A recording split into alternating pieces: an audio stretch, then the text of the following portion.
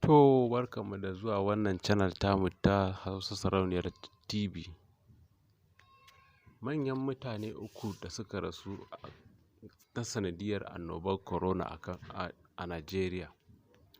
Manyan mutane uku da suka rasu ta sanadiyar annobar coronavirus da ta hallaka. An fara samun ɓullar cutar coronavirus ne a garin Wuhan da ke ƙasar China a cikin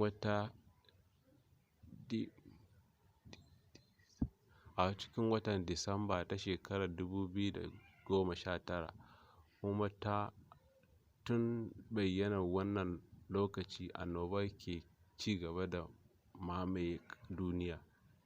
Ƙiyasi ya nuna cewa an tabbatar da samun ƙwayar cutar a jikin mutane fiye da miliyan 2 a faɗin duniya, tare da kashe mutane da yawansu ya haura 100,000. An fara samun ɓullar annobar a Najeriya a cikin watan Fabrairu ta hannun wani baturen ƙasar Italiya da ya sauka a jihar Legas. Da zuwa daren ranar Asabar 18 ga watan Afrilu, annobar cutar COVID-19 ta hallaka mutane 19 a Najeriya. An sallami jimillar mutane 166 daga cibiyoyin killace masu ɗauke da cutar a faɗin ƙasar. An tabbatar da warkewarsu. Daga cikin mutanen da annobar ta hallaka akwai wasu fitattun 'yan Najeriya guda uku.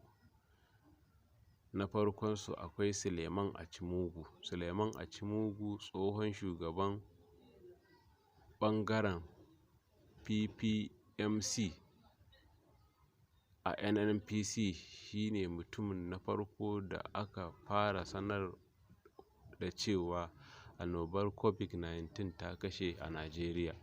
Tsohon shugaban PPMC mai shekara 67 a duniya ya mutu ne a ranar 22 ga watan Maris bayan dawowarsa daga ƙasar Ingila.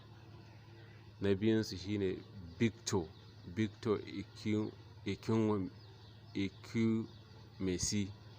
Ekwuemesi, wani fitaccen ɗan Najeriya ne da annobar cutar COVID-19 ta hallaka. Shi Victor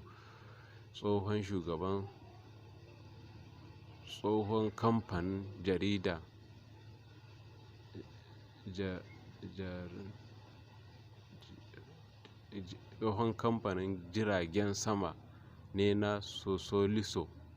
Ya mutu ne a Ingila bayan an tabbatar da cewa ya kamu da cutar COVID-19 a ƙasar. Na ukunsa shi ne Malam Abba Kyari, Farfesa Akin